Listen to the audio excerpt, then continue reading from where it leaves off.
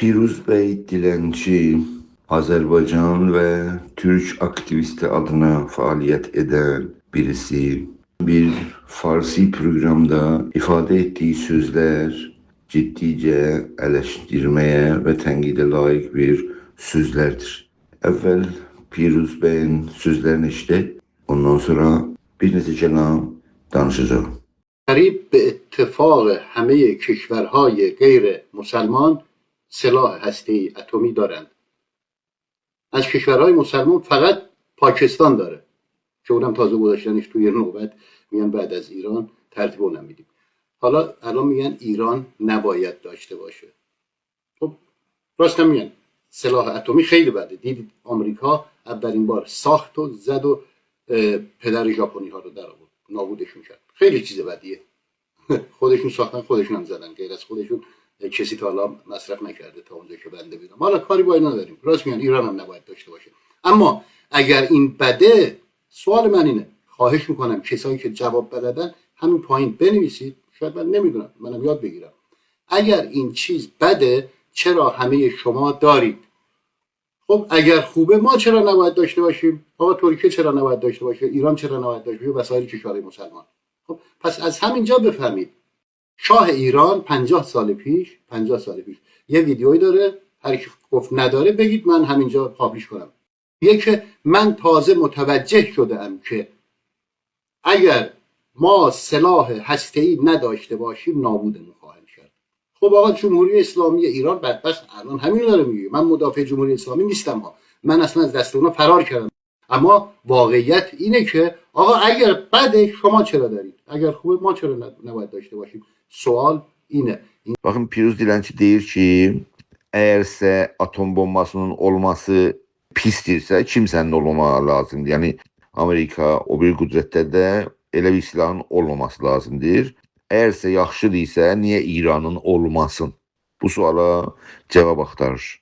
Yəni bu göstərir ki, Piruz Dilenci həqiqətən siyasətin əlifbasını öyrənməmiş siyasət meydanına girmişdir.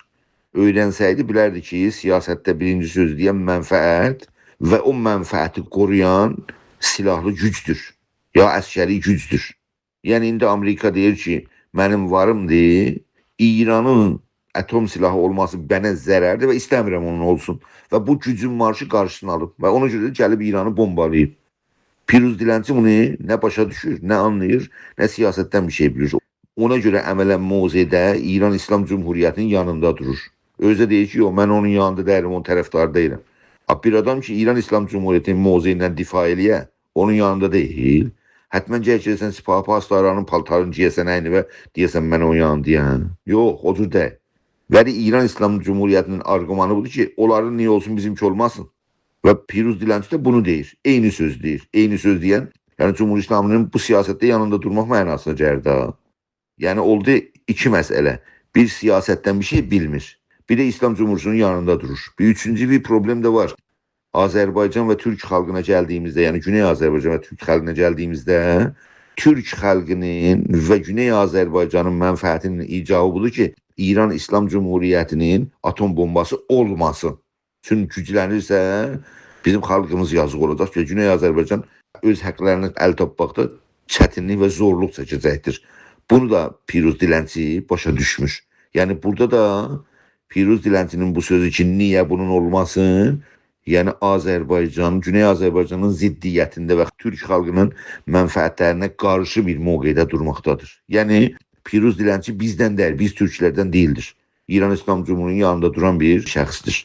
Ona görə indi bu bilməkdən, bilməməkdən, bilə-bilə bu işlədir. Yəni İran İslam Cumhuriyeti'nin yanında bilə-bilə durur, ya İran İslam Cumhuriyeti'nin yanında bilməyə-bilməyə durur. Heç önəmi yoxdur. Əməldə İran İslam Cumhuriyeti ilə həm avaz olmuşdur Piruz Bey Dilenci. Bu həm bəşəriyyətə qarşıdır, yəni niyə atom bombu düzəltmək, yəni nə mənə bəşəriyyəti məhv eləmə. Həm də ki İran İslam Cumhuriyetinin yanında durmaqdadır, həm də Azərbaycan mənfəətlərinə qarşı ifadədə bulunub və İran İslam Cumhuriyetinin məvaziyini təbliğ etməkdədir. Bundan pis dünyada bizim millətimizin içində bir aktivist adına pis şey olabilirmi? Heç anlamıram elə bir şey ola. Elə Piruz Dilenci odur ki adını çəkdi. Çox sağ olun.